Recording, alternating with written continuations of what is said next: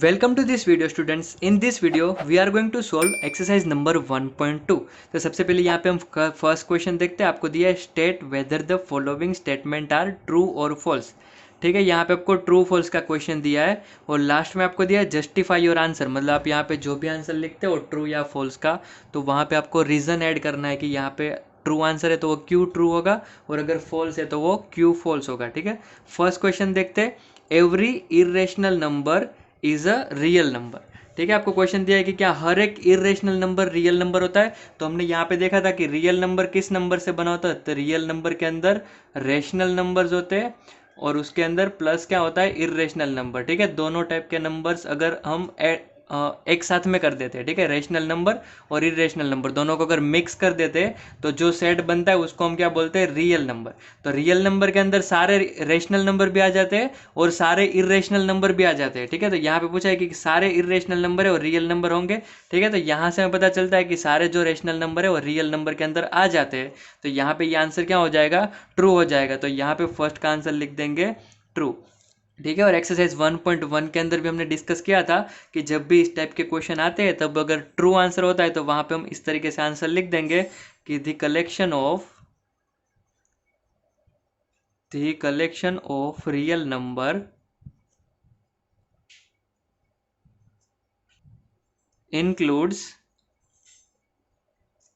all the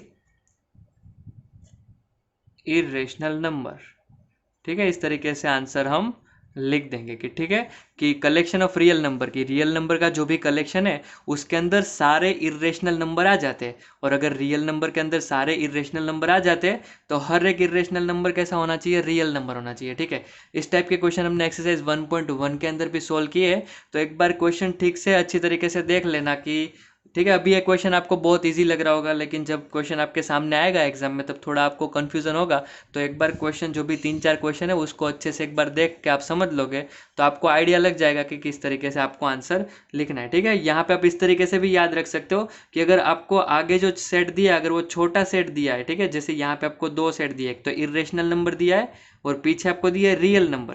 तो यहाँ पे आपको पता चल जाएगा कि इरेशनल नंबर है वो छोटा सेट है, ठीक है, लेकिन पीछे जो रियल नंबर है वो बड़ा सेट है। तो यहाँ पे अगर आगे छोटा वाला सेट आता है तो उसका आंसर ट्रू आएगा। ठीक है, इस तरीके से भी आप याद रख सकते हो।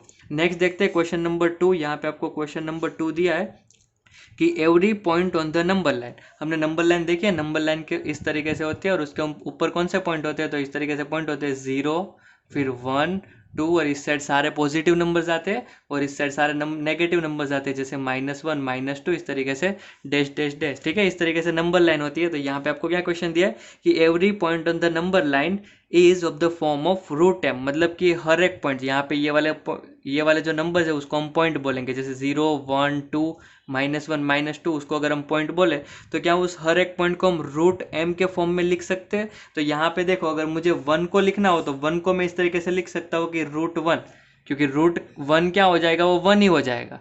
ठीक है, अगर 2 को मैं रूट के फॉर्म में लिखने जाऊँ तो उसको मैं क्या लिख सकता हूँ, √4, क्योंकि स्क्वायर रूट ऑफ 4 क्या हो जाता है, 2। तो ये दोनों नंबर्स को हम रूट के फॉर्म में लिख सकते हैं। ठीक है, 1 को लिख सकते हैं √1, 2 को लिख सकते हैं √4, फिर अगर आगे 3 आता है तो 3 को मैं लिख सकता हूँ √9। ठीक है, तो यहाँ पे जो भी पॉजिटिव नंबर्स है उसको उस सारे नंबर्स को हम रूट के फॉर्म में लिख सकते हैं। 4 को लिखना हो तो √16 लिख सकते हैं। ठीक है, 0 को लिखना हो तो √0 लिख सकते हैं, क्योंकि 0 का स्क्वायर रूट क्या होता है, 0 होता है। ठीक है, लेकिन यहाँ पे अगर नेगेटिव नंबर्स को लिखना है तो उसको हम स्क्वायर रूट के फॉर्म में नहीं लिख सकते, क्योंकि कोई भी नंबर का स्क्वायर रूट यहाँ पे -1 नहीं होता है, फिर कोई भी नंबर का स्क्वायर रूट -2 नहीं होता है। ठीक है, यहाँ पे पॉजिटिव नंबर्स में क्या हो रहा था कि √1 का जो भी रूट होता है वो 1 होता था, फिर 4 का जो स्क्वायर रूट होता है वो 2 हो जाता था, 9 का जो स्क्वायर रूट होता है वो 3 हो जाता था, फिर 16 का स्क्वायर रूट 4 हो जाता था। तो जो पॉजिटिव नंबर्स है उसको हम स्क्वायर रूट के फॉर्म में रिप्रेजेंट कर पाते हैं, लेकिन यहाँ पे जो नेगेटिव नंबर्स है उसको हम स्क्वायर रूट के अंदर रिप्रेजेंट नहीं कर पाते। ठीक है, तो यहाँ पे आपको ऐसा क्वेश्चन दिया है कि every point on the number line के ऊपर सारे पॉइंट्स है उसको क्या हम रूट के फॉर्म में रिप्रेजेंट कर सकते हैं। तो हम यहाँ पे क्या लिख देंगे, फॉल्स लिख देंगे। ठीक है, और रीजन क्या लिखेंगे कि नेगेटिव नंबर्स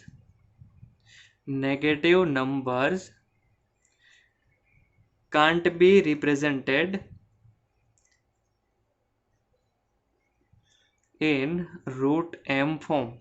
ठीक है, कि नेगेटिव नंबर्स जो है उसको हम रूट एम फॉर्म में और जो भी है रिप्रेजेंट नहीं कर सकते। ठीक है, पॉजिटिव नंबर्स और जीरो को कर सकते लेकिन नेगेटिव नंबर्स को नहीं कर सकते। और आपको यहाँ पे स्टेटमेंट दिया था कि हर एक पॉइंट को हम रूट एम फॉर्म में रिप्रेजेंट कर सकते हैं और ऐसा नहीं कर सकते। इसके लिए इसका आंसर क्या हो जाएगा, फॉल्स हो जाएगा। ठीक है, और इस तरीके से रीजन लिख देंगे क्योंकि नेगेटिव नंबर्स यहाँ पे रिप्रेजेंट नहीं कर पाते हैं, तो यहाँ पे इस तरीके से रीजन ऐड कर देना है। नेक्स्ट देखते हैं क्वेश्चन नंबर 3। क्वेश्चन नंबर 3 आपको क्या दिया है, एवरी रियल नंबर, हर एक real number is irrational number. हर एक रियल नंबर इरेशनल नंबर होता है तो नहीं होता है, क्योंकि रियल नंबर किससे बना होता है, तो रियल नंबर के अंदर रैशनल नंबर्स भी होते हैं और इरेशनल नंबर्स भी होते हैं। ठीक है, तो देखो रियल नंबर के अंदर अगर रैशनल नंबर होंगे तो वो वाले नंबर्स इरेशनल नंबर नहीं हो सकते। ठीक है, तो यहाँ पे ये वाला जो स्टेटमेंट है वो क्या हो जाएगा, फॉल्स हो जाएगा। ओके, और हमने एक्सरसाइज 1.1 के अंदर भी डिस्कस किया था कि जब भी आंसर फॉल्स आता है इस टाइप के क्वेश्चन का, तब हम क्या करेंगे, एक एग्जाम्पल दे देंगे। ठीक है,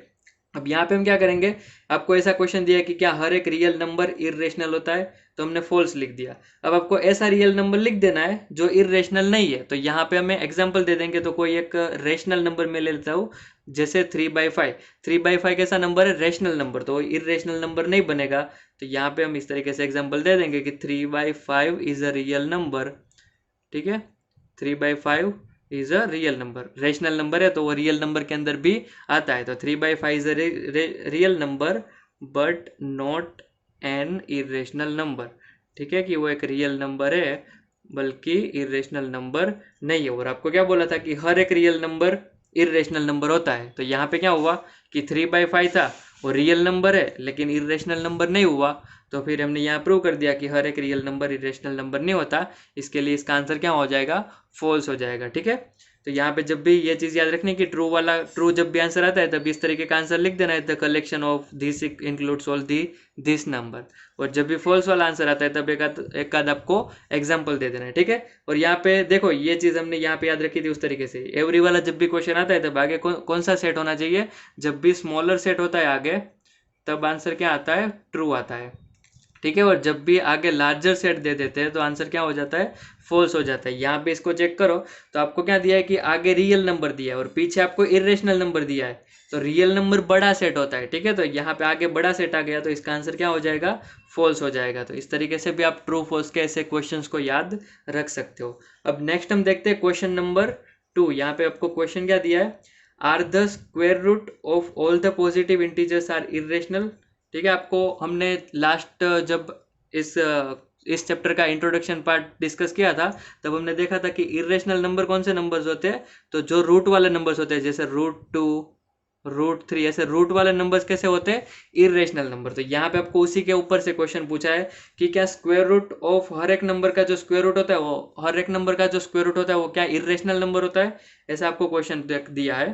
तो यहाँ पे हम क्या लिख देंगे, नो लिख देंगे। ठीक है, क्योंकि देखो 2 का स्क्वायर रूट होता है वो इरेशनल नंबर होगा, फिर 3 का स्क्वायर रूट होता है वो भी इरेशनल नंबर होगा, लेकिन जब 4 का स्क्वायर रूट आएगा, ठीक है, तो 4 का स्क्वायर रूट क्या बन जाता है, 2 बन जाता है। तो 4 का यहाँ पे स्क्वायर रूट निकल रहा है तो 2 यहाँ पे जो है वो इरेशनल नंबर में नहीं आता है। 2 किस नंबर में आता है, रेशनल नंबर या फिर नेचुरल नंबर भी बोल सकते हो आप, इसको होल नंबर भी बोल सकते हो आप, इसको इंटीजर भी बोल सकते हो या फिर रेशनल नंबर भी बोल सकते हो, लेकिन इसको आप इरेशनल नंबर नहीं बोल सकते हो। ठीक है, क्योंकि 2 यहाँ पे 2/1 में रिप्रेजेंट होता है तो उसको हम रेशनल नंबर बोलेंगे, और रेशनल नंबर है तो फिर वो इरेशनल नंबर के अंदर नहीं आ सकता। ठीक है, तो यहाँ पे आपको क्वेश्चन पूछा था कि हर एक रूट वाला क्वेश्चन इरेशनल नंबर होता है तो हम क्या लिख देंगे, नो। और फिर आपको पूछा if not given example of the square root of a number that is rational number, तो हम यहाँ पे लिख देंगे √4 इज इक्वल टू 2। ठीक है, एक हमने एग्जाम्पल दे दिया कि जो 4 का जो स्क्वायर रूट है वो 2 बन जाता है, और फिर 2 कैसा नंबर है, तो 2 इज अ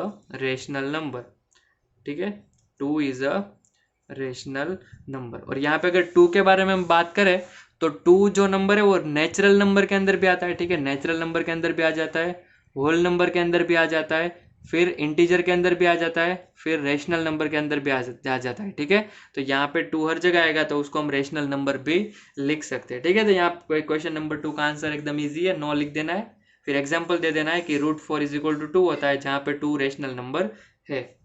ओके।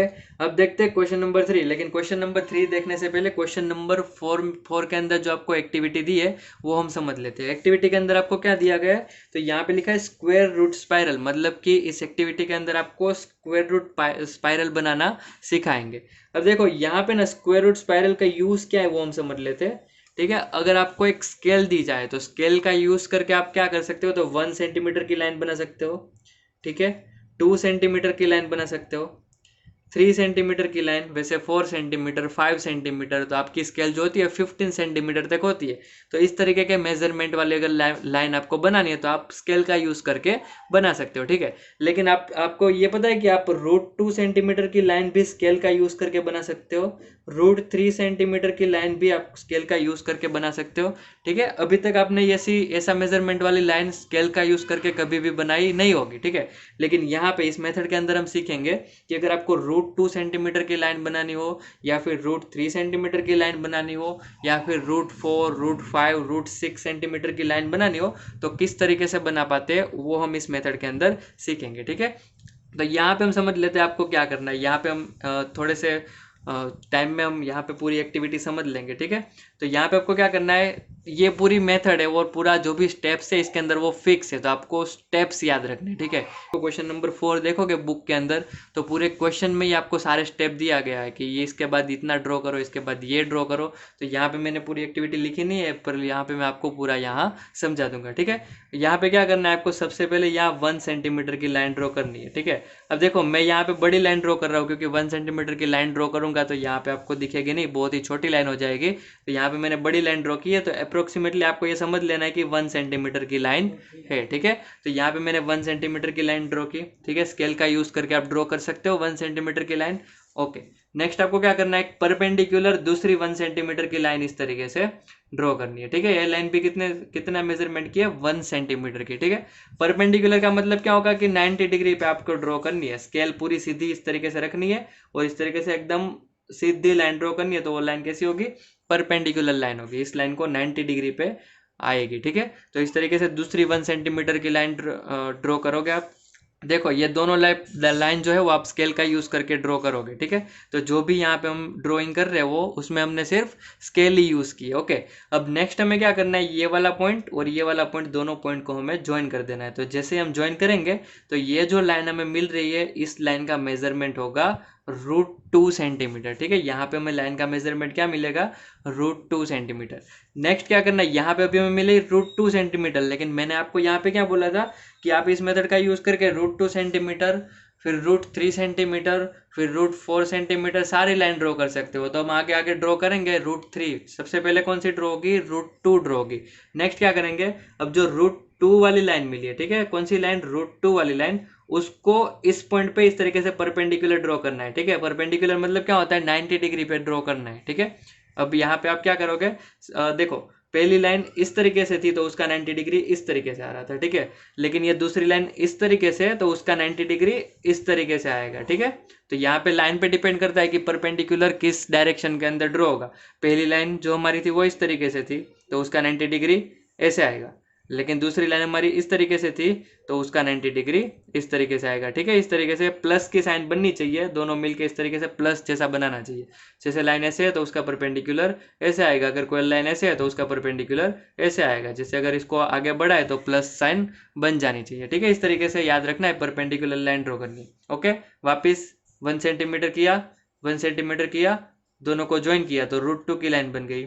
वापिस यहाँ पे क्या करना है, 1 सेंटीमीटर की लाइन ड्रॉ करना है। अब इस पॉइंट को इसके साथ ज्वाइन करना है, तो ये जो लाइन मिल रही है वो √3 सेंटीमीटर की मिल जाएगी। ठीक है, तो यहाँ पे सबसे पहले √2 मिला, फिर नेक्स्ट लाइन जो बनी वो √3 सेंटीमीटर की मिली। ठीक है, नेक्स्ट वापस यहाँ से सेम प्रोसेस करते जानी है। ठीक, जिस तरीके से यहाँ पे हमने किया उसी तरीके से आगे करते जाना है, तो √4, √5, √6 मिलते जाएगी।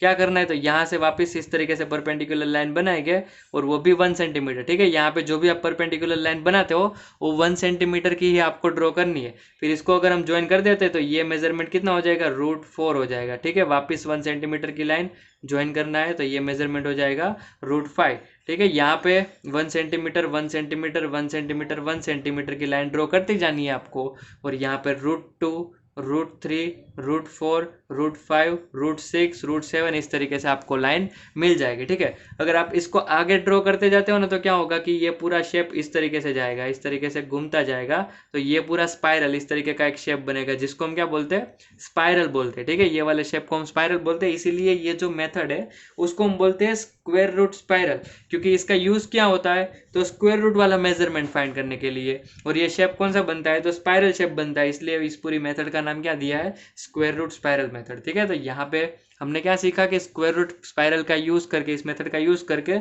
हम √2 सेंटीमीटर, √3 सेंटीमीटर, √4 सेंटीमीटर, √5 सेंटीमीटर ऐसे रूट वाले मेजरमेंट भी सिर्फ स्केल का यूज करके भी फाइंड कर सकते हैं। ठीक है, ये जो भी हमने ड्राइंग करते हैं उसके अंदर हमने सिर्फ स्केल ही यूज की है। ठीक है, यहाँ पे आप समझ सकते हो कि स्केल 1 सेंटीमीटर स्केल यूज किया, ये 1 सेंटीमीटर स्केल यूज किया, फिर इसको ज्वाइन करने के लिए भी हम स्केल यूज करेंगे, तो यहाँ पे सिर्फ हमने स्केल यूज की और सिर्फ स्केल का यूज करके भी हमने ये रूट वाले मेजरमेंट्स ड्रॉ कर लिए। ठीक है, नेक्स्ट हम इसका यूज करके अब हम क्वेश्चन नंबर 3 देखते हैं। ठीक है, क्वेश्चन नंबर 3 के अंदर ये वाली मेथड यूज होती है, इसके लिए मैंने क्वेश्चन नंबर 4 आपको पहले समझा दिया। क्वेश्चन नंबर 3 देखते हैं।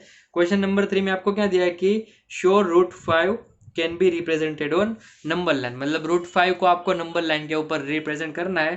तो यहाँ पे हम सबसे पहले नंबर लाइन ड्रॉ कर देते हैं।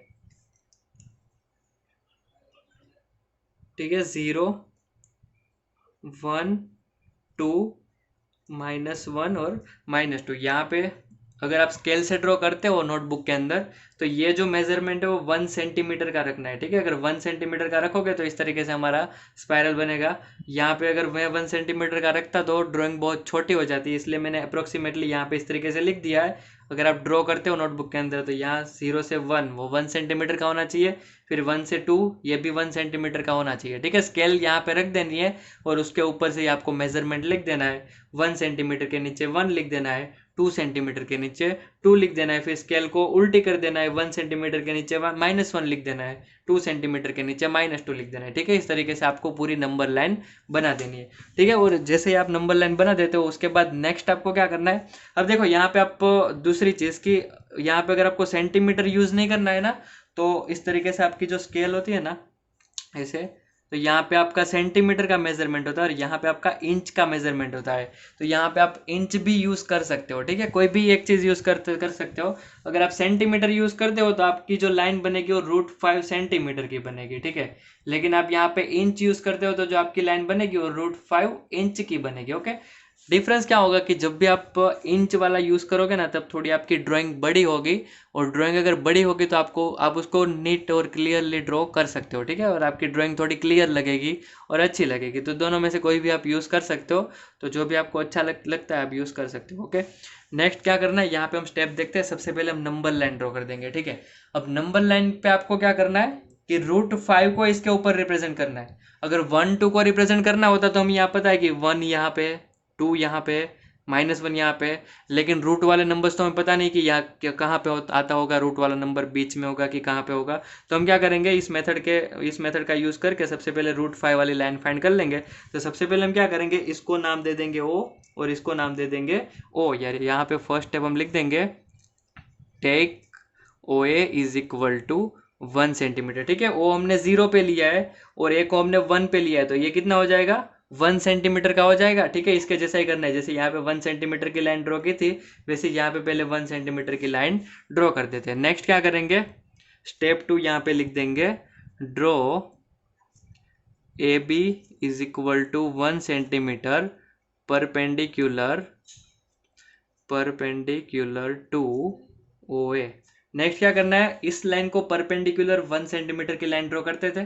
तो यहाँ पे हमने क्या किया, यहाँ पे हमारी लाइन थी OA, उसको हमने इस तरीके से परपेंडिकुलर ड्रॉ कर दिया और उसका नाम क्या दिया, यहाँ पे था A और यहाँ पे था B, तो इसका नाम क्या हो गया, AB। तो यहाँ पे हमने क्या लिखा, AB ड्रॉ करना है। ठीक है, क्योंकि ये हमारा क्या हो गया, AB, तो यहाँ पे लिखा ड्रॉ AB = 1 सेंटीमीटर, क्योंकि इसको भी हमें कितना ड्रॉ करना है, 1 सेंटीमीटर का है। ओके, और इसको कैसा ड्रॉ करना है, तो इसको परपेंडिकुलर होना चाहिए, किसको, OA को। तो यहाँ पे मैंने लिख दिया परपेंडिकुलर टू OA। ठीक है, नेक्स्ट AB ड्रॉ हो गया। फिर हम क्या करेंगे, ज्वाइन कर दो O और B को। तो यहाँ पे लिख देंगे ज्वाइन OB, और OB कितना मिल जाएगा, √2 सेंटीमीटर मिल जाएगा, क्योंकि यहाँ पे हमने देखा था स्पाइरल का स्क्वायर रूट स्पाइरल के अंदर कि 1 और 1 इसको ज्वाइन करें तो हमें ये जो मेजरमेंट मिलता है वो कितना मिलेगा, √2 का मिलेगा। ठीक है, लेकिन यहाँ पे हमें क्या रिप्रेजेंट करना है, √5 रिप्रेजेंट करना है। तो ऐसे ही फिर आगे ड्रॉ करते जाएंगे, बी से हम क्या कर देंगे, दूसरी लाइन ड्रॉ कर देंगे। तो यहाँ पे हम लिख देंगे ड्रॉ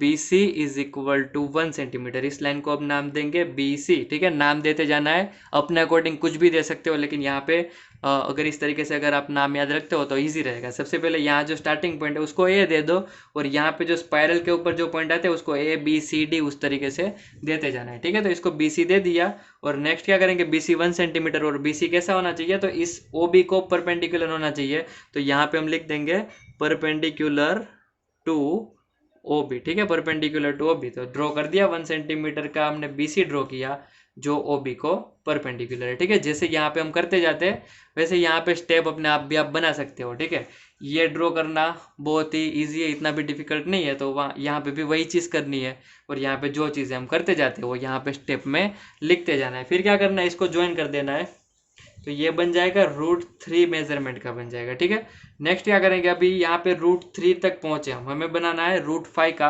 तो नेक्स्ट यहाँ से दूसरी लाइन बनाएंगे, इसको नाम दे देंगे CD। तो यहाँ पे लिख देंगे ड्रॉ CD।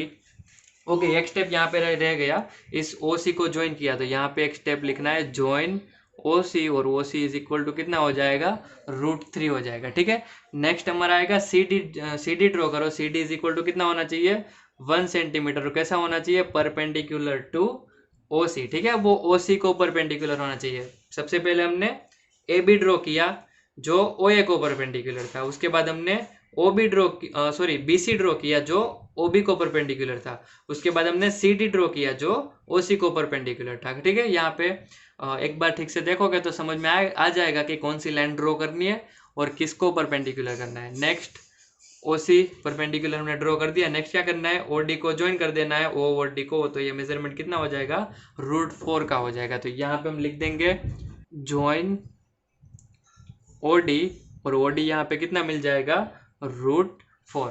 ठीक है, अभी हमें यहाँ पे कहाँ पहुंचे, √4 पे, और हमें कहाँ तक जाना है, √5 पे। तो यहाँ पे हम लिख देंगे, अब नेक्स्ट पॉइंट हम E बना देंगे यहाँ से 1 सेंटीमीटर का। तो यहाँ पे लिख देंगे draw DE is equal to 1 centimetre, और वो परपेंडिकुलर किसको होगा, OD को। तो यहाँ पे लिख देंगे परपेंडिकुलर टू OD। ठीक है, तो यहाँ पे DE को भी ड्रॉ कर दिया, फिर उसको क्या करना है, OE को ज्वाइन कर देना है। तो यहाँ पे हम लिख देंगे ज्वाइन OE। तो OE यहाँ पे कितना मिल जाएगा, √5। ठीक है, तो यहाँ पे OE का जो मेजरमेंट है वो √5 का मिल गया। ओके, अब नेक्स्ट यहाँ पे देखो, अब यहाँ पे आपका जो √5 का मेजरमेंट है वो मिल गया। ठीक है, लेकिन हमें क्या पूछा था कि जो √5 का मेजरमेंट है वो आपको नंबर लाइन के ऊपर रिप्रेजेंट करना है, लेकिन ये जो मेजरमेंट है वो नंबर लाइन के ऊपर अभी नहीं है। ठीक है, क्योंकि नंबर लाइन हमारी यहाँ पे है। ठीक है, ये वाली हमारी नंबर लाइन है, और हमें मेजरमेंट कहाँ मिला, यहाँ पे हवा में मिला। ओके, ऊपर की साइड, हमें ऊपर की साइड नहीं चाहिए, हमें कहाँ चाहिए, नंबर लाइन के ऊपर चाहिए। ठीक है, तो हम क्या करेंगे, कंपास लेंगे, यहाँ पे रखेंगे पॉइंटर, और यहाँ पे रखेंगे पेंसिल, इस तरीके से रख देंगे। यहाँ पे पॉइंटर रखेंगे नीचे, और यहाँ पे आने देंगे पेंसिल। ठीक है, क्योंकि ये मेजरमेंट कितना है, √5 का। फिर यहाँ से इस तरीके से घुमा देंगे पूरा, तो यहाँ पे हमारा पॉइंट इस तरीके से आ जाएगा, ऐसे घुमाएंगे तो। ओके, तो यहाँ पे क्या होगा कि अगर हम कंपास से मेजरमेंट लेते हैं तो ये मेजरमेंट कितना हो जाएगा, √5 का हो जाएगा, क्योंकि ये मेजरमेंट कितना है, √5। फिर इसको इस तरीके से घुमा के बनाएंगे तो यहाँ पे जो मेजरमेंट आएगा वो कितना आएगा, ऑब्वियसली √5 का हो जाएगा। ठीक है, आप इस तरीके से ड्राइंग करके चेक कर सकते हो। ठीक है, तो और उसके बाद अगर आप उसको स्केल से भी मेजर करोगे तो √5 की जो वैल्यू है, √5 की वैल्यू है अप्रोक्सीमेटली 2.23। ठीक है, तो यहाँ पे अगर आप पूरा इस मेथड से ड्रॉ करोगे और यहाँ पे जो भी आपको पॉइंट मिल रहा है, अब आपको क्या करना है, तो यहाँ 0 से लेके यहाँ पे आप स्केल रख देना यहाँ पे। ठीक है, तो ये जो मेजरमेंट मिल रहा होगा वो आपको 2.23 के अप्रोक्सीमेटली वहाँ पे ही मिलेगा। ठीक है, तो जो भी ये वैल्यू मिलेगी तो आप उसको वेरीफाई भी कर सकते हो कि क्या आपको ये जो मेजरमेंट मिला है वो √5 का है। ठीक है, आपको इसको कैलकुलेटर में भी चेक कर सकते हो, √5 की जो वैल्यू होती है वो 2.23 मिलेगी। और फिर आप क्या करोगे, अपनी ड्राइंग में चेक कर लेना कि क्या ये मेजरमेंट 2.23 के नज़दीक आ रहा है। ठीक है, तो यहाँ पे हमारा क्वेश्चन नंबर 3 भी खत्म होता है। तो इसी के साथ हमारा एक्सरसाइज 1.2 यहाँ पे पूरा होता है। Okay that's it for today students. अगर आपको ये वीडियो पसंद आया तो इस वीडियो को लाइक करना मत भूलना, और यहाँ पे स्क्रीन पे आपको मेरी फ़ोटो दिख रही होगी जिस पे क्लिक करके आप इस चैनल को सब्सक्राइब कर सकते हो। और स्क्रीन पे दूसरे दिखाए गए वीडियोस है जिसमें से आप इस चैप्टर के रिलेटेड कुछ बुक के क्वेश्चंस और कुछ इंपॉर्टेंट क्वेश्चंस भी देख सकते हो। तो मिलते हैं नेक्स्ट वीडियो में, तब तक के लिए बाय बाय।